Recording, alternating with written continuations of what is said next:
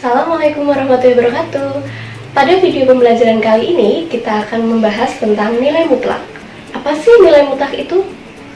Nilai mutlak atau nilai absolut biasa dilambangkan dengan dua garis lurus yang di dalamnya terdapat satu bilangan.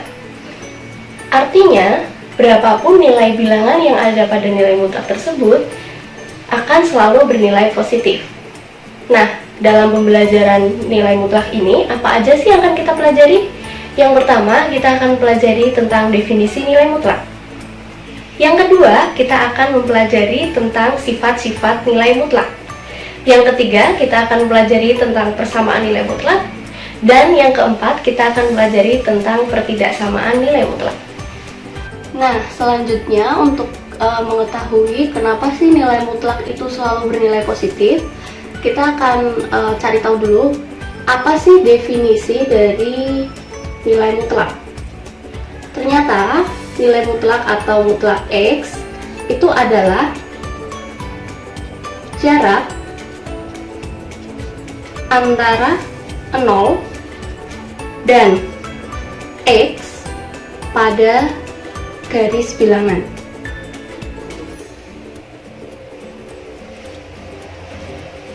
Jadi mutlak X itu adalah jarak antara 0 dan X pada garis bilangan. Nah, sekarang kalau misalkan saya punya sebuah garis bilangan ya.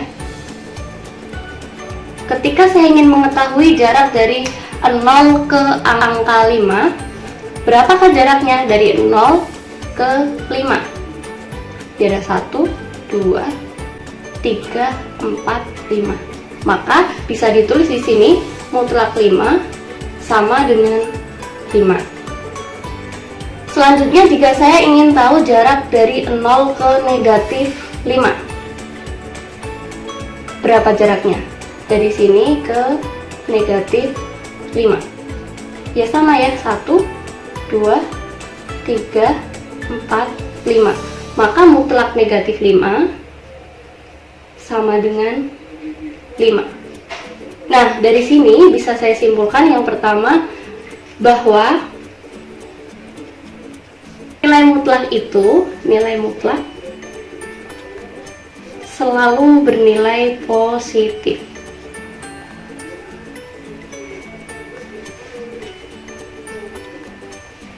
Jadi nilai mutlak itu selalu bernilai positif. Yang kedua, untuk X lebih dari sama dengan 0 atau X bilangan positif, maka mutlak X sama dengan X. Contohnya ya, kalau saya punya mutlak 3, ya hasilnya adalah 3. Kalau saya punya mutlak 10, ya hasilnya adalah 10. Tetapi ketika saya punya X yang kurang dari 0 atau X bilangan negatif, maka mutlak dari X hasilnya adalah negatif X. Saya contohkan di sini ketika saya punya mutlak negatif 3. Hasilnya berapa? 3. Nah, dari sini kenapa mutlak X sama dengan negatif X? Misalkan saya contohkan lagi, saya punya mutlak negatif 5.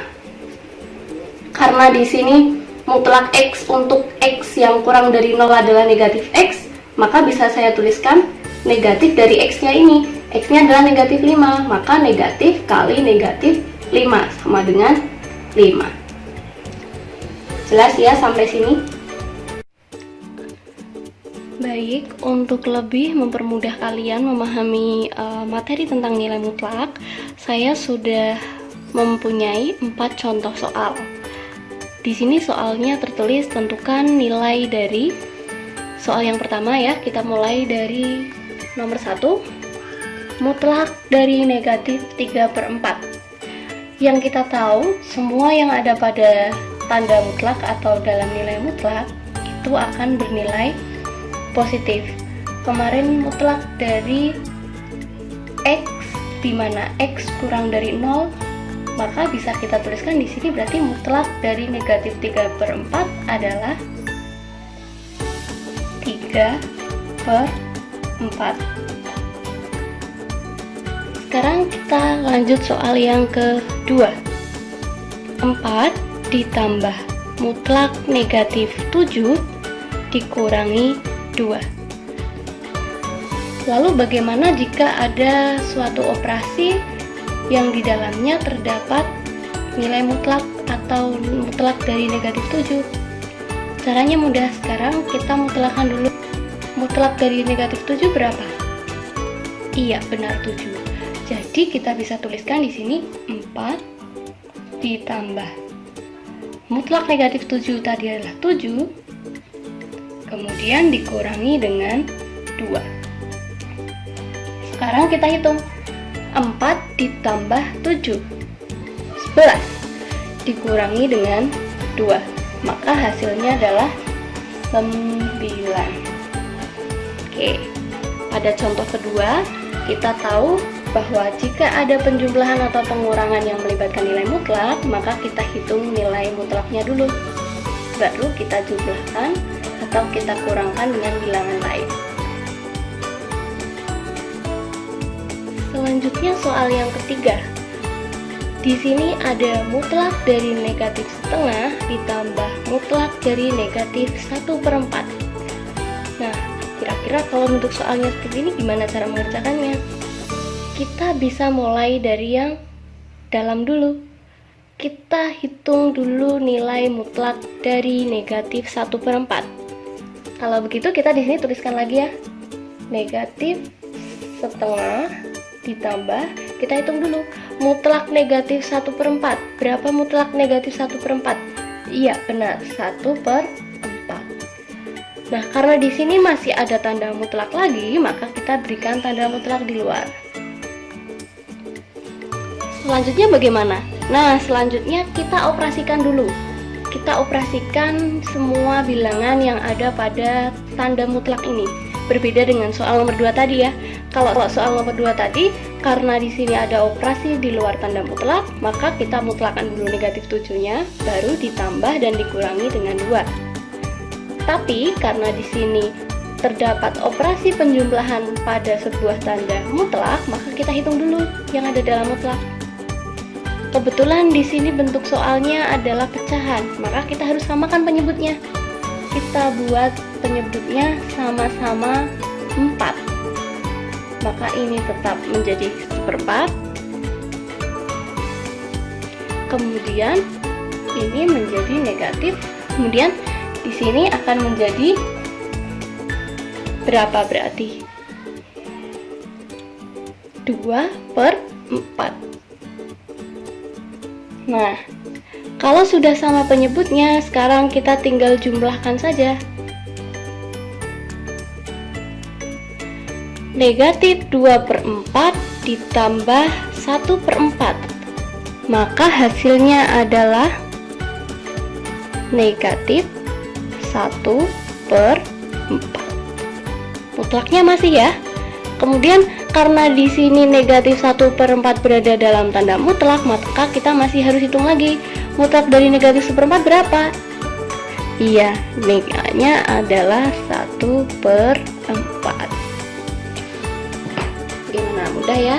Jadi kalau ada operasi penjumlahan atau pengurangan pada suatu tanda mutlak, kita harus jumlahkan atau kurangkan dulu, baru kita mutlakkan hasilnya.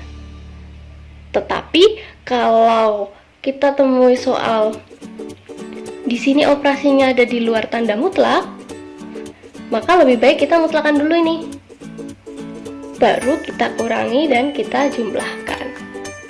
Selanjutnya soal yang terakhir adalah mutlak dari mutlak negatif 3 ditambah dengan mutlak negatif 7. Hampir sama ya dengan soal nomor 3, tapi di sini semuanya punya tanda mutlak. Lalu bagaimana kita mengerjakannya? Mutlak yang paling luar kita bisa tuliskan lagi, biar tidak bingung, kita tuliskan lagi seperti ini. Kemudian kita hitung nilai mutlak yang ada di dalam. Mutlak negatif 3, maka nilainya adalah 3. Ditambah dengan mutlak negatif 7. Berapa mutlak negatif 7? Iya, benar 7. 3 ditambah 7 sama dengan 10. Maka di sini hasilnya adalah mutlak dari 10. Mutlak 10 berapa? Ya, 10. Nah, ini adalah 4 contoh soal-soal yang biasa kita temui pada materi nilai mutlak. Nah, untuk lebih memahami materi nilai mutlak, sekarang kalian coba latihan berikut ini ya.